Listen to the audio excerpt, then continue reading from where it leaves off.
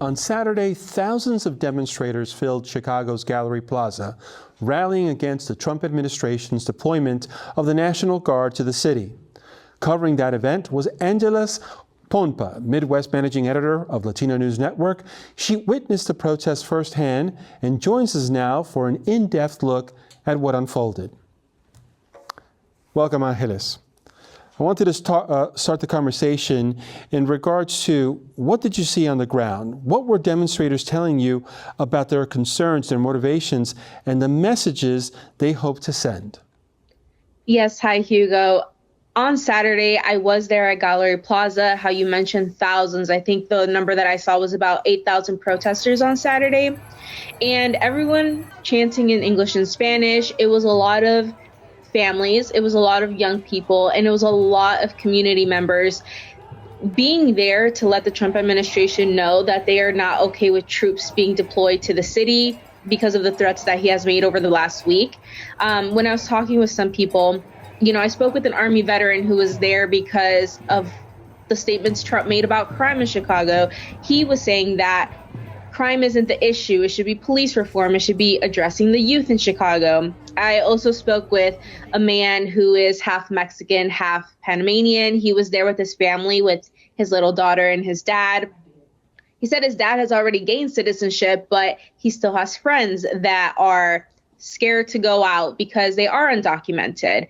And then surprisingly enough, I also spoke with some other young girls who were there, maybe early 20s.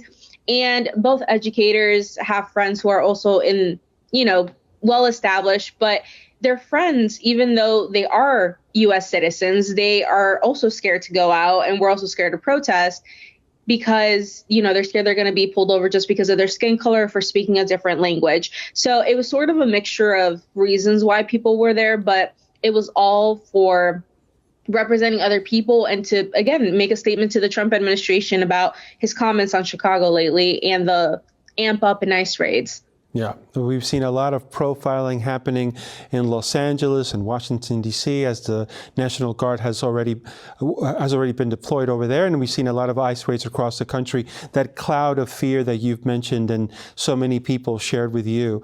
And later on, we're going to be talking to some experts that are really going to provide practical information and advice on what to do in those situations. Now, organizers that spoke to you stressed that the demonstrations weren't just about sending a message to Washington. It was also about preparing residents for the realities of increased enforcement. This includes guiding families through what to do in the event of an ICE raid. Angeles, how are community leaders helping people stay informed, protected, and resilient in this moment?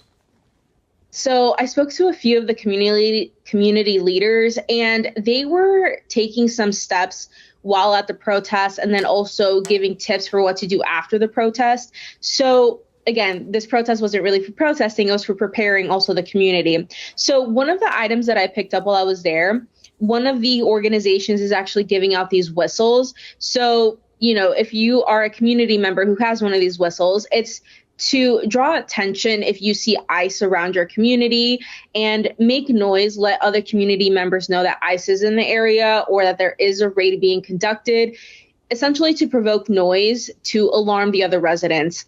And while also at the protest, they were giving out the number for the hotline for ICER, which is one of the immigrant organizations, coalitions in Chicago.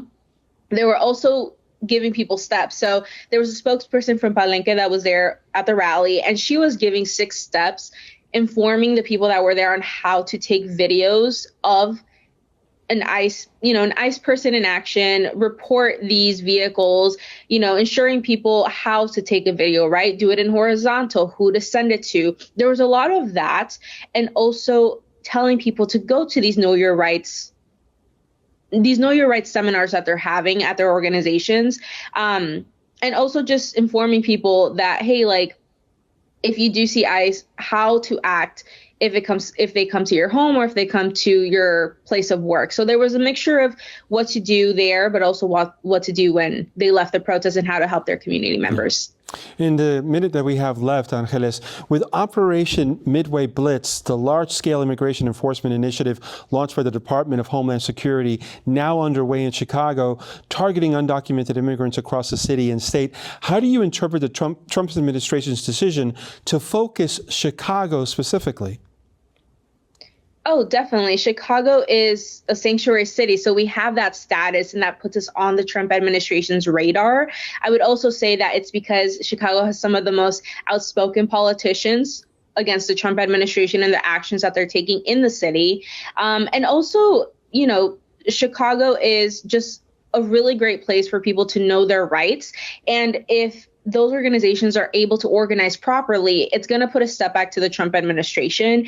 And the Trump administration is kind of, playing with that to see how far they can get with sanctuary cities to then send a message across the country. Angeles, excellent reporting. Thank you very much for joining us tonight.